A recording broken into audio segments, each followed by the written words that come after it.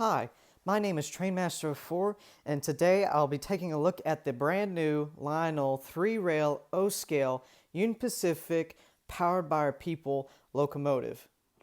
Union Pacific 4014. Do you read me? Over. Roger that. Union Pacific 4014. I read you. Over. Start up and stand by. Over. Yes, sir. Start up and stand by.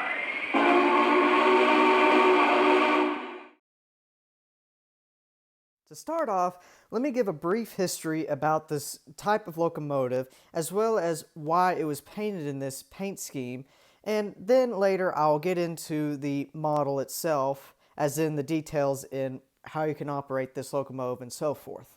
So, you may be wondering, why was this locomotive even painted in this paint scheme? Well, in short, it was painted this way so that it would honor the men and women of the railroad themselves, itself, meaning the men and women that actually help run and operate the Union Pacific Railroad. For example, engineers, maintenance people, and even to the point of those who work behind a desk. This locomotive, before it was painted in this paint scheme, started out as a normal SD70 type locomotive, but was repainted at the Union Pacific Jenks shop in North Little Rock, Arkansas, where a group of 12 employees sandblasted, stripped, and painted, as well as re-decaled this locomotive into this paint scheme, and was unveiled on June 6th at a celebration in Omaha. Now, let me take a minute and actually explain bit of history and also a bit of what type of locomotive this is. Well, to start off, it is an SD70 class type, but for more specifics, it's an SD70AH, which means it actually weighs more than the traditional SD70ACE.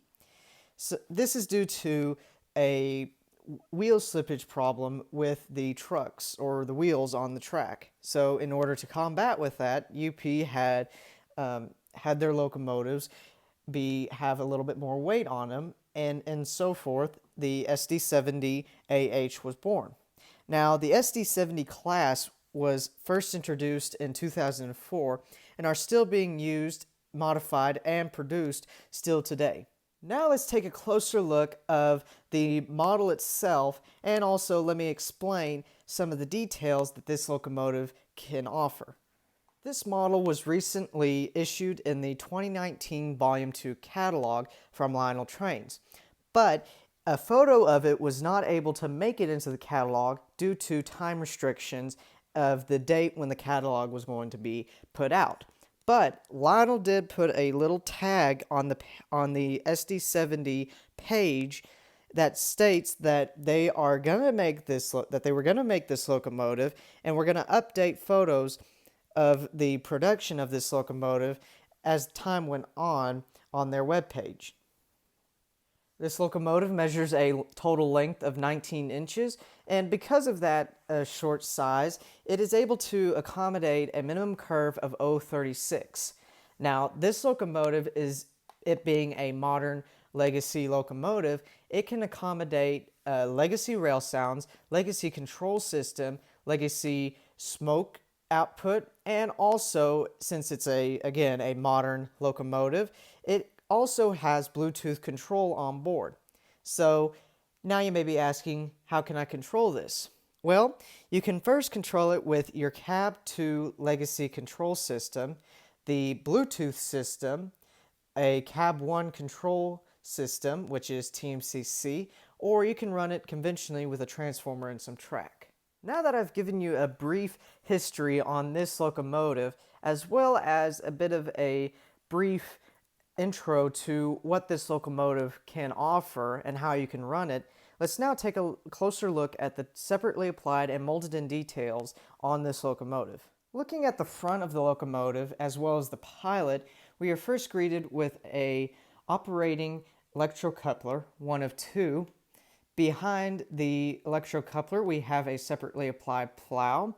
Right behind the plow, we have two sets of 3 separately applied brake hose detailing. Above the plow and electrocoupler, we have a working coupler cup bar that is separately applied. Above that, we have some handrails going across this platform in front of the locomotive. In front of the handrails, we have two sets of track lights that do come on when you operate the locomotive. In between the handrails, we have a separately applied chain detailing that is separately applied as well. Now, looking behind this handrails, we have some more separately applied parts. For example, we have some ladder steps that are going up towards the top nose of the locomotive. Next, we have a separately applied door which leads into the cab. Also, we have 2 sand ports to fill the bunkers in the sand bunkers in this locomotive. And also, overall, we have a beautiful UP wing shield on the front of the nose. Looking above the nose of the locomotive, we could get a review of some more separately applied detailing, all these grab irons located around on top of the nose. And also we can get a better view of the front windshields of the cab. For example, we have some more grab irons on top here and here. In the middle, we have 2 illuminated number boards, which do come on when the locomotive is in operation. A headlamp, 2 headlamps right there. And also we have separately applied windshield wipers on both sides of the windshields, and the windshields themselves actually have clear plastic inserts. Looking down at the side of the locomotive and looking down at the bottom, we can first see that we have a set of steps that go up to the platform and also a separately applied white handrail. Going farther to the left, we can see the first set of powered trucks as well as some separately applied and molded in detailing. For example, right here we have a ditch light that does come on when the locomotive is in operation, a separately applied bell, and also the beginning of the gas tank on this locomotive. Looking up, we can see the beginning of this beautiful paint scheme, which we will take a look later. A Union Pacific logo shield here, the locomotive's number, which is 1111, some legible safety markage right here. And looking towards the cab, we have the logo name for this locomotive, which is Powered by Our People.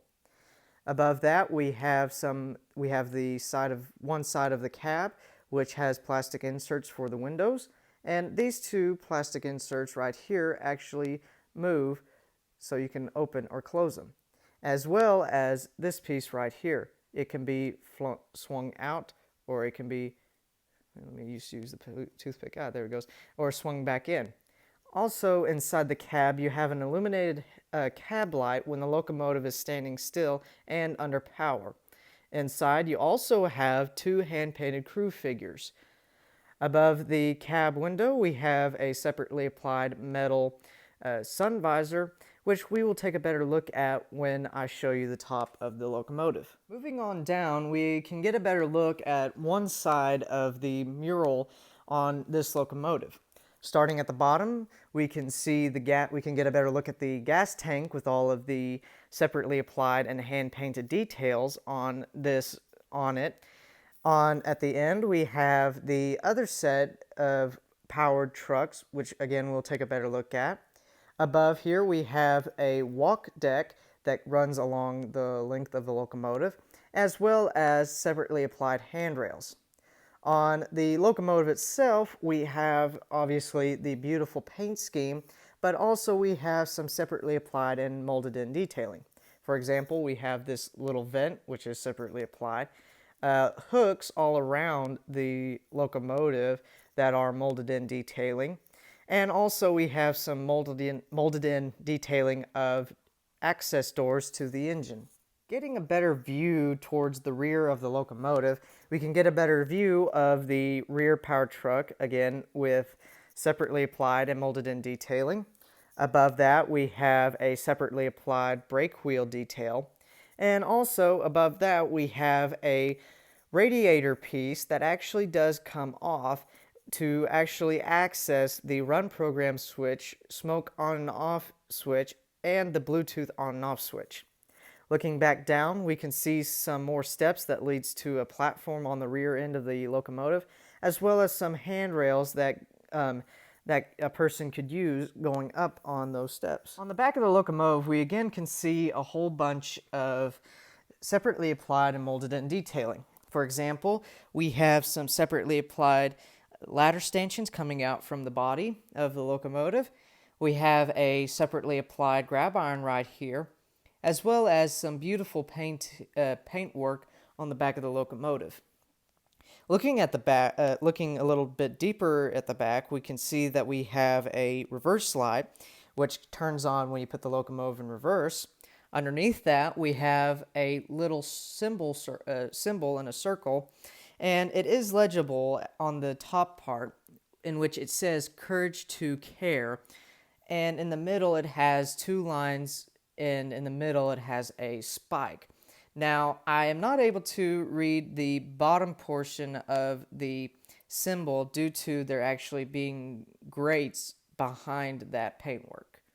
Looking more forward, we can see we have some more separately applied detailing right here, a separately applied chain, and underneath we have the second electrocoupler on this locomotive.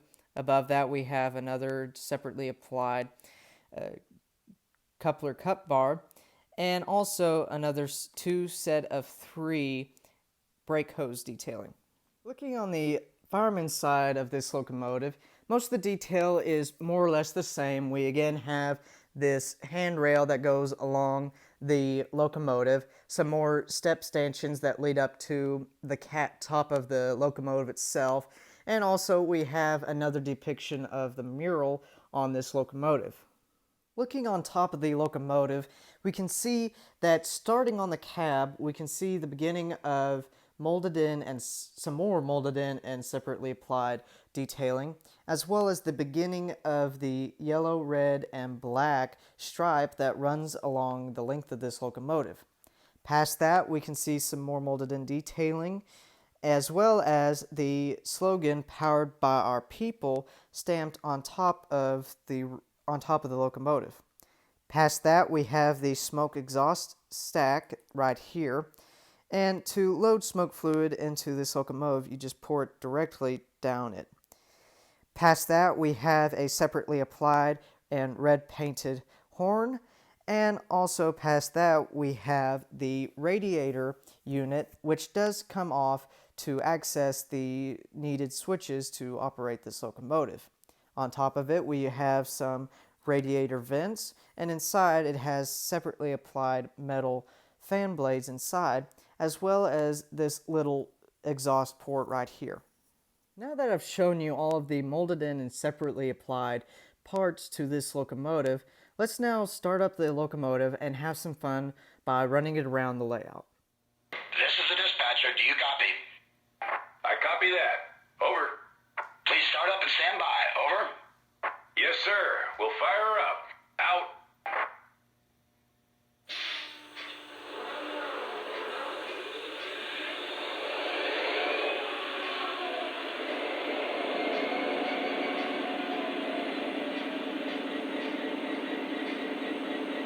Now that I have the locomotive fired up, let me show you some of the sound features that this locomotive has to offer. For example, here's the horn.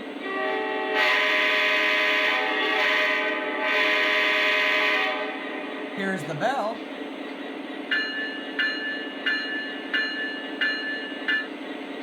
And now here is the crew talk sound. Now, I know a lot of people do not like the crew talk sounds because of how prototypical they are in a sense, but I'm still going to play it for those who want to hear it. Dispatcher, we're ready. Is it okay to pull? Over. Roger that. Take the green. Over. Roger that. Here we go. Out. This is the dispatcher. Hold your position. Over. Copy that. Standing by. show you what the RPM rev up and rev down sounds this locomotive can produce, since this is a diesel locomotive.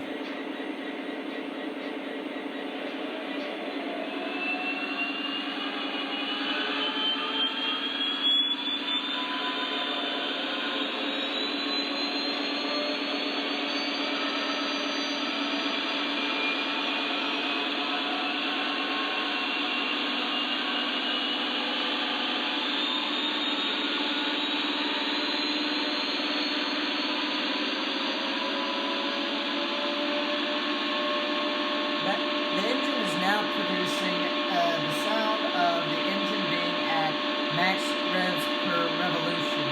Now let me turn down the revs and finally put some cars behind the engine and run it around the layout.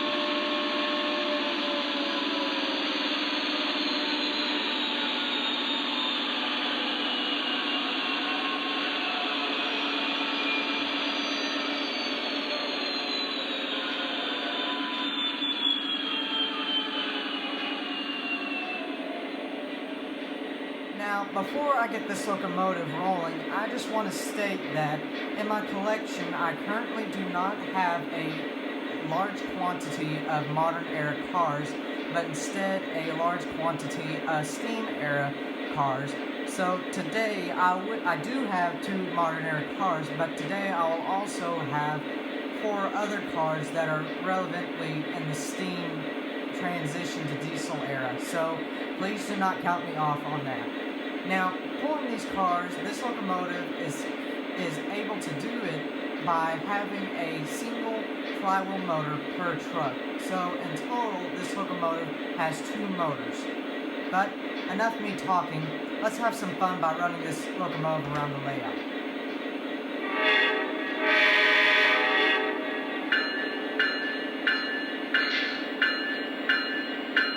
Dispatcher, train is outbound. Over.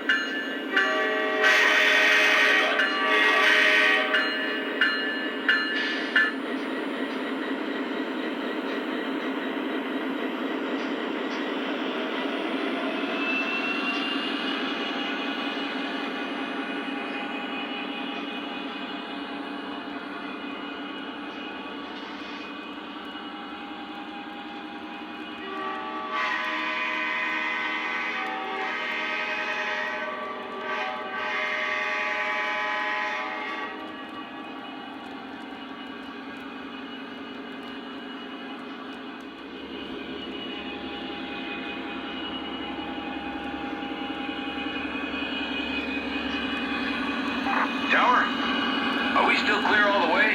Over. Acknowledged. You have a clear track. Over. Thanks, dispatcher. Making good time. Out.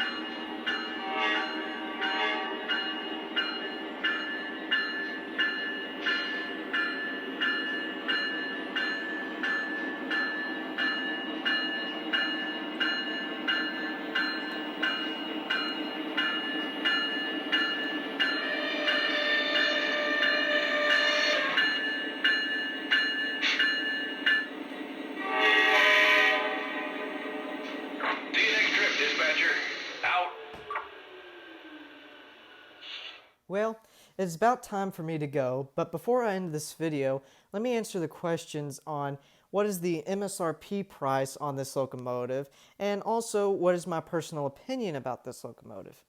Well, the MSRP price from Lionel is right at $600. But you may be able to knock off that price by about $100 to $150 by going either online to Charles Rowe or Train World, which I will leave a link in the description, or you could even possibly get a better deal at your local hobby shop. Now, what is my personal opinion on this locomotive? Well, it's beautiful.